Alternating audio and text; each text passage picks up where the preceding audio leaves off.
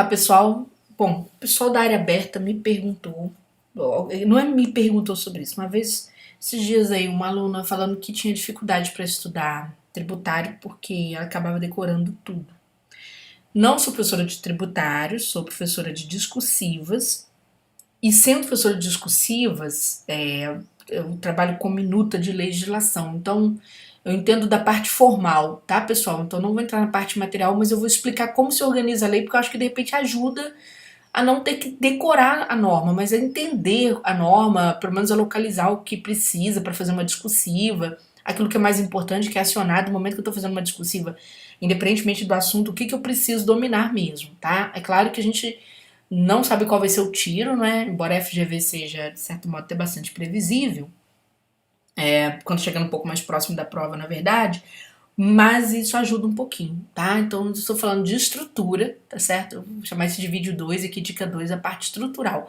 Mas dessa vez mexendo com CTN e humildemente deixando bem claro, não sou professora de tributário, tá bom?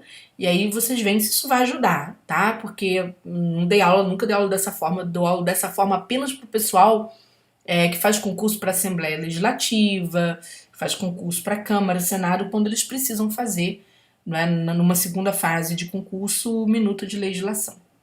Então vamos lá. Se ajudar, ótimo. Né? Se não ajudar, depois eu apago o vídeo, tá bom? Se não servir, não tiver um uso bacana. Pessoal, Código Tributário Nacional. Toda vez que você fala de um código, você está trabalhando um sistema. É diferente, uma lei complementar trabalha conceito, mas, por exemplo, um código trabalha sistema. Tranquilo? E é sempre sistema de alguma coisa, sistema de tributos. Então, o que você faz? Ora, quando você pensa no Estado brasileiro, ele é organizado de forma republicana. Né? Nós vivemos numa república. Tranquilo? E uma república tem um ritual. Por quê? Quando a gente fala em ritual, abrange tudo, tá, pessoal? Abrange tudo. A forma, por exemplo, se você pegar a figura do presidente da República, ele tem ritual para tudo. Em tese, teria que se cumprir esse ritual para você respeitar a República e suas instituições. Quando você não respeita, você quebra todo esse protocolo, esse ritual. Então, esse ritual ele faz parte das pessoas que vão incorporar o que está nas leis. Tranquilo? Então, vamos lá. A partir disso, né, quando você trabalha dentro desse ritual, você primeiro precisa estabelecer do que é, qual é o papel que vai acontecer aqui, né, ou seja, o objeto do seu trabalho. Então, neste caso, nós temos um sistema. Joia. Esse objeto está ancorado em quê? Sempre tem que falar a parte normativa. Por quê? Porque todo o nosso sistema é legalista, não tem jeito, legalista, é constitucional. Então, qual que é a norma de regência? A Constituição. Então, um sistema que vai ser todo composto dentro do aspecto constitucional. E é sempre assim, é objeto, a lei, né, a Constituição, a disposição normativa, e depois você tem, se esse objeto tiver complemento, por exemplo, é um sistema de tributos, é um sistema tributário, então você tem que definir, né, definir a parte interna desse sistema, definir o que é o sistema sobre o quê, tá? Então definir aqui vamos dizer assim, o componente desse sistema, tá? Então seria a segunda parte, tá? Definir a segunda parte. Por isso que você tem uma definição de tributo logo nos primeiros artigos ali, tá bom? Então é assim que isso sucede. Depois que você definiu, você vai repartir o quê? Competências. Então vem as competências, sim, porque alguém tem que fazer na República, certo? Mas essa pessoa que faz, ela faz livremente? Não, nós vivemos numa república democrática. Aí veja que a democracia ela está dentro da república e não está por fora da república, não é? Por quê? A república ela vai acampar o teu sistema político agora, né? A república é um sistema de Estado e ela acampa o sistema político. Nós vivemos numa democracia. Portanto, essa competência ela precisará de quê? Ela precisará de limitações, tá certo? Ela precisa ser limitada. Por quê? Porque ela vai medir, não é? Ela vai medir poderes com outros poderes. Então ela tem que ser limitada. Tranquilo? Perfeito? A partir disso, né, o que você vai fazer agora no finalzinho disso aqui tudo? Ora, você primeiro então trouxe aqui, falou sobre essas competências, até onde vão essas competências para você não ter abuso do Estado, né, abuso dos entes, por exemplo, ou das instituições, não é? Então você tem que ter a limitação de trabalho dessas instituições. Você vai na especificação, na parte final, quando se trabalha ali com impostos, né, quando se trabalha com a distribuição, ou seja, isso aqui serve para quê? Que a gente está falando disso para quê? Eu vou trabalhar minha competência para quê? Para recolher os meus impostos e depois para distribuí-los. Então vem a parte do fundo, né, de participação. Com que cada um entra e como que isso é distribuído. Então esse é o ritual republicano que você encontra no primeiro livro. Tranquilo? Disso aqui, o que é mais importante para a parte de fiscalização? Olha só, essa parte de limitações aqui, tá, gente? Não pode deixar de estudar. Você que vai ser auditor fiscal, analista, não é? Você tem que estudar limitação. Porque isso é muito importante. Quando você vive num Estado democrático, você tem que saber até onde você vai. E você amanhã, como servidor, é um braço do Estado. Então você exerce alguma coisa dentro da competência do seu ente, né, definido aqui tanto pela Constituição, mas também como pelo Código que detalha esse aspecto constitucional. Mas você tem que trabalhar sempre dentro de uma limitação, porque se você não tiver uma limitação sempre, você vai cometer abusos. E o Estado não pode abusar. A limitação impõe um sistema de freios neste Estado, tá? E depois você tem que entender a sistemática dos seus objetos, daquilo que te pertence no dia a dia do teu trabalho, que no caso aqui, né, os impostos. Então, dessa parte aqui, gente, a mais importante, né, claro, a competência é importante, você tem que saber o que você tem que fazer na sua esfera de atuação, tem que saber o que você não pode fazer, ou seja, até onde você vai e qual é o teu objeto de trabalho. Então, esses 3 itens aqui do primeiro livro, eles são super importantes para quem vai estudar para a Receita Federal, tranquilo? Então, por exemplo, nesse capítulo das limitações, você vai notar que as limitações são compostas por vedações. Essas vedações são princípios. Por quê? Porque princípios são bases, são fundamentos. E esses princípios, eles são abordados principalmente para a gente respeitar garantias que são fundamentais do cidadão. Então, quer dizer, a competência tributária, ela é terminativa, não é? Aquilo está lá determinado para o cara fazer, tá certo? Para aquele ente exercer. Ou para aquela instituição, quando é o caso de lei, tá bom? Comum. Para que se exerça. Porém, existem vedações. Isso sempre existe. Não tem lei no Brasil que não tem uma vedação quando ela trata de competência. Tá, pessoal? Não tem. Tem que ter uma vedação, que senão vira abuso. E normalmente essa vedação começa pela lei, princípio da legalidade. Quando eu vou fazer prova discursiva, eu tenho que ter os princípios mais importantes, princípios relacionados à lei, muito claros na minha cabeça. E o princípio da legalidade puxa mais 2 princípios. Não é? A lei é aplicada para quê? Olha, ela é aplicada para que o cidadão seja tratado com isonomia. Não é? Para que não haja diferença. Por quê, gente? Por que não pode ter diferença? Porque se você for lá na Constituição, né, lá no artigo 3º da Constituição, vai tratar dos objetivos fundamentais da República. E um dos objetivos principais da República é promover o bem de todos sem preconceito. Então, a lei tem que ter um caráter isonômico. Tá? É preciso sempre se pensar, vou instituir um tributo? Vou. Posso instituir do jeito que eu quero? Não, tem que ter uma lei que eu estabeleça. Por quê? Porque eu preciso fazer, todas as minhas ações têm que ser baseadas num ritual. Quando se criou o sistema tributário, qual era o ritual? Constitucional, entendeu? Então é sempre em observância à lei. Quando eu for formular a lei, eu tenho que pensar, eu vivo numa república que é democrática, então essa lei tem que ser isonômica. Eu posso causar surpresinha? Não. Então aparecem uns princípios que vão colocar limites, né? Limites aí temporais nessa lei, principalmente, tá? Você tem o limite da anterioridade, não é? O limite da noventena, que são limites, por exemplo, que vão colocar temporalidade nessa lei. Por quê? Porque o cidadão não pode ter surpresa, essa lei mexe com o dinheiro do cidadão. Então, veja que você tem aqui, por exemplo, princípio como princípio da anterioridade. Estudou um, tem que saber muito bem os outros dois. Tranquilo? Beleza? Saindo dessa parte, gente. E outra coisa. Além da vedação, que é principiológica, você tem também, não é? Aqui no inciso 4º, tá certo? Do artigo 9º, artigo das limitações de competência, você tem as imunidades. Que é importante entender essas imunidades no sentido bem claro da palavra, porque senão o aluno se atrapalha com outros institutos, né?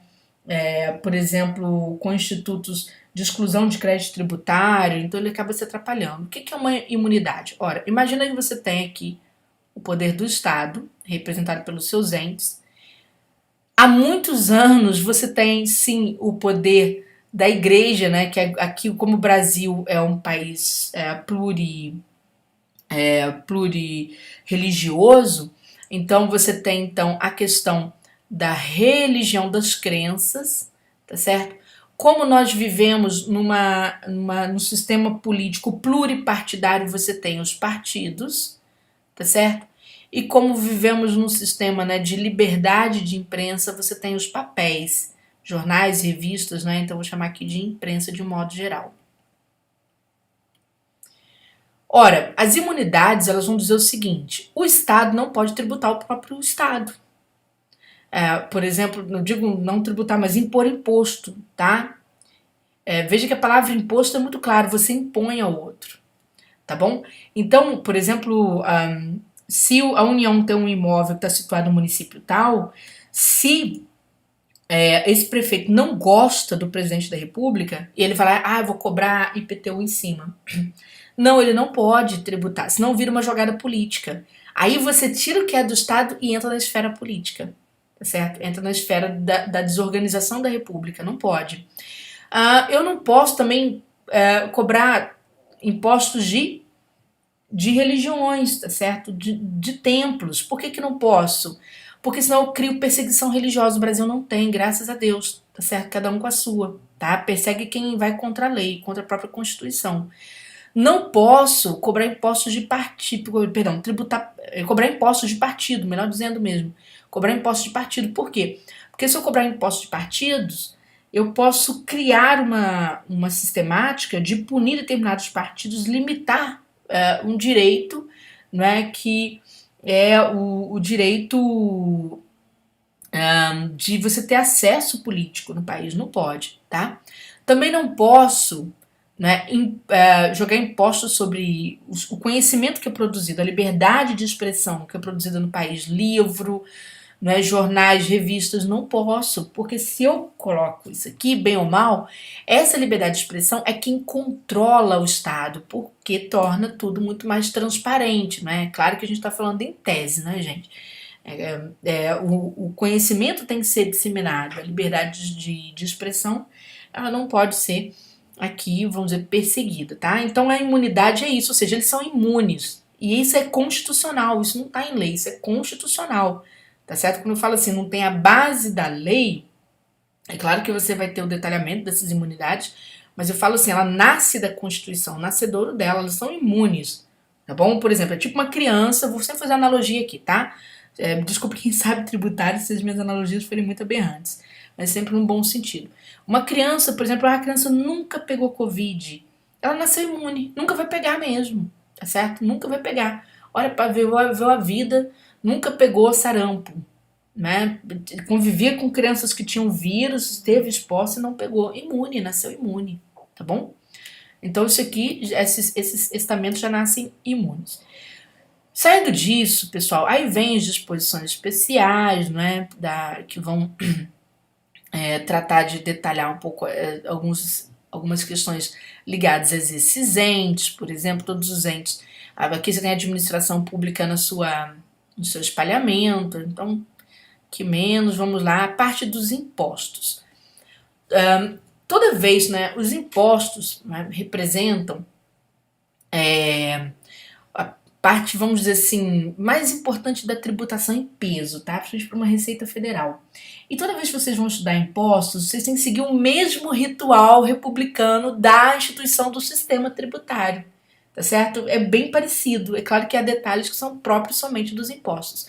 Então, quando eu pego, por exemplo, aqui, no caso dos impostos, toda vez que eu vou estudar imposto, eu tenho que fazer sempre uma regrinha para mim, uma tabela de questões que eu preciso guardar. E por que os impostos ainda aparecem no livro primeiro, Júnior? Porque ainda são objetos, gente. São os objetos da sistemática ainda. Eles ainda estão dentro da própria sistemática. É por isso que aparecem ainda no livro primeiro, que é o livro que vai tratar da República, tá? Daquilo que é do ritual republicano. Então, os impostos, o que vai aparecer primeiro no imposto? Pense, né? Vai aparecer ó, o conceito seguido, né, da competência, o que é o imposto e quem competência. E quem tem ali incumbência de cobrar esses impostos, tá bom? Ah, agora eu falo de imunidade de novo? Não, porque as imunidades já estão resolvidas. Então agora você vai pegar, olha, qual é a base de cálculo desses impostos? Desses impostos. Qual é a base de cálculo desses impostos? Depois, a figura do contribuinte. É claro que há incidência, tá bom? Mas eu tô colocando aqui o que é principal.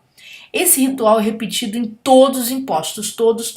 Quando eu vou estudar, eu estou estudando para a Receita Federal, então eu vou pegar principalmente os impostos que são de competência da União e vou estudar exatamente isso. O que é esse imposto, certo? Quem detém a competência sobre ele, no caso a União, né? Vocês vão focar dessa questão. Qual é a base de cálculo, tá? Se tiver incidência, tudo bem, tá? Então a base de cálculo determina muito o que se pode fazer, o que se pode jogar nesta cobrança, ela determina o que se pode fazer, né? O que pode ser feito, tá certo? E como nós vivemos um sistema democrático, infelizmente existe a figura do contribuinte, a gente tem que participar, né? No caso, pagando os impostos e o outro recolhendo, tá? É sempre isso aqui. Sempre isso aqui. E quando eu faço prova discursiva, eu tenho que saber essa sistemática, pessoal. Por quê? Vamos supor que a banca, isso é bem cara de FGV, ela resolva trazer uma questão discursiva para mim, falando sobre uma possível, vamos dizer assim, uma possível revisão desse sistema tributário. Então, vai se criar, tem lá, né, um projeto de revisão desse sistema. Naturalmente a banca não vai ficar te cobrando imposto novo, não. Até porque não existe, né? Ela não vai cobrar uma coisa que não existe. Tudo bem? O que normalmente ela vai fazer? Pelo menos até o momento que eu tô falando, não existe. E não creio que vai existir por conta da tramitação. O que vai acontecer nesse caso? Ela vai cobrar você princípios, grandes princípios, né, que poderiam constar nessa nova sistemática. Princípios como o princípio da progressividade, né, ou característica, a questão da justiça fiscal, a simplificação tributária. Então ela te pede para falar sobre isso. E é claro que é cara de FGV pedir isso. Por quê? Porque ela fez isso no TCM de São Paulo, quando houve a reforma, havia o projeto de reforma da Previdência, a coisa ainda estava, acho que ainda estava na base de projeto, né? E ela pediu para o aluno fazer uma dissertação, né, que ela até chamou de parecer, tá? Mas é uma dissertação comum, alegando, apresentando, não sei se são 3 argumentos favoráveis àquela reforma. Quais seriam os argumentos que sustentariam aquela reforma? Bacana, vários alunos fizeram, mas poucos alunos partiram para exemplificação. Então, quando você sabe a tributação em sua espécie e o ritual de formulação dessa tributação, para que você usa isso? Para você exemplificar. Exemplificar o que é um imposto progressivo, como que a progressividade poderia, né, ser estendida para outro tipo de imposto, por exemplo, né, o que pode ser simplificado na parte da tributação, né, simplificar, por exemplo, as contribuições. Então, você sabendo essa sistemática aqui, fica muito mais fácil você trazer isso na exemplificação. E aí você é aprovado em concurso. Por quê? Porque a banca observa, eu já falei, né? A FGV é muito propositiva. O que é propositiva? Não é só teoria que ela quer a aplicação prática disso. Então, o aluno quando tem a capacidade de exemplificar, fica maravilhoso, tá? Então, é isso. E aqui a gente vai ter, então, gente, um título bastante extenso, né, com várias sessões tratando cada qual, tá certo, dos seus tributos, tá bom? E também vamos dizer assim, da competência, né? Quem pertence à competência por cada um, né? A competência de exercício de imposição desses tributos, tá bom? Tudo bem? Bom, e aí o final, ainda dentro, né? Deixa eu achar aqui. Ainda dentro desse primeiro livro, o que que acontece? Você tem a questão dos fundos. Sim, por quê? Ora, eu exerço a minha competência, né? Especifico o que que eu vou cobrar e cada um de nós vamos cobrar, né? E aí o que? Nós vivemos numa república federativa e temos um pacto. Então, a parte final aqui, não é que esse capítulo 3 vai determinar o quê? Como vamos cobrar isso, tá certo? Como cada um vai cobrar, vai entregar a sua cota e como isso vai ser dividido, tá? Que é o fundo de participação dos estados e municípios, tudo bem? Porque a União, ela retém tudo e depois distribui. Aí, passado isso, nós vamos entrar na segunda parte, que é o livro que vai entrar na explicação da lei, tá? Você vê que agora não é que vai sair da Constituição, mas entra numa base infraconstitucional, certo? Que é o livro segundo, ele vai entrar nas normas gerais, ou seja, vai tratar aqui do aspecto normativo. Então, você tem um aspecto da lei, e quando a gente estuda lei, tratou de alguma coisa ligada à lei, a banca trouxe uma discursiva falando que tal estado criou uma lei, não é? Para majorar determinado tributo, você já tem que pensar em quê? Nos aspectos desta lei, tá bom? Que aspectos? Primeiro, o aspecto, né, ligado à competência. O Estado tem competência para isso? A competência de criação, tá, em relação àquele tributo. Segundo, tem. Qual é a vigência dessa lei? Certo? Porque a vigência vai circunscrever o ideal de espaço e tempo. Tá bom? Ela vai trabalhar com essa ideia de espaço e tempo, tá? A lei começa a partir de quando? Que lembra que tem um princípio que tem que ser observado para não ter surpresa para o contribuinte, não é? Tirando as leis tirando as situações que beneficiam o contribuinte, depois são cortadas. Mas, em geral, quando você institui uma obrigação, né, você tem que ditar para ele, ó, começa a partir do exercício tal, tá certo? Então, quer dizer, não acontece, não se começa a cobrar o tributo no mesmo exercício, normalmente de instituição deste tributo, ou de majoração, né, de aumento do tributo. Em que espaço está circunscrito? Sim, olha, está circunscrito ao município, é zona rural, área urbana, pronto, tem que observar o espaço da lei, né? Além disso, aí você tem o que? Aplicação. Essa aplicação no tempo, a lei retroage, pega fatos pretéritos ou ela só é voltada para fatos futuros. Então tem que observar, tá? E as regras de interpretação da lei. Então essa parte inicial vai tratar disso. Por que regras de interpretação? Sim, porque às vezes existem fenômenos jurídicos, né, fenômenos ali do próprio sistema tributário, que são fora do sistema tributário, que acontecem. E aí, por exemplo, o cara é analista da Receita Federal. Então, alguém consulta a Receita, não é? Ou uma pessoa legitimada consulta a Receita para esclarecer uma dúvida de um fenômeno que ela não está encontrando na lei. E aí você tem, por exemplo, o princípio da analogia, né, que é um princípio que vai mostrar, olha, vai pegar uma lei mais próxima para poder interpretar, porque quando você não tem exatamente o regramento muito claro, tá? Então, essa é a questão.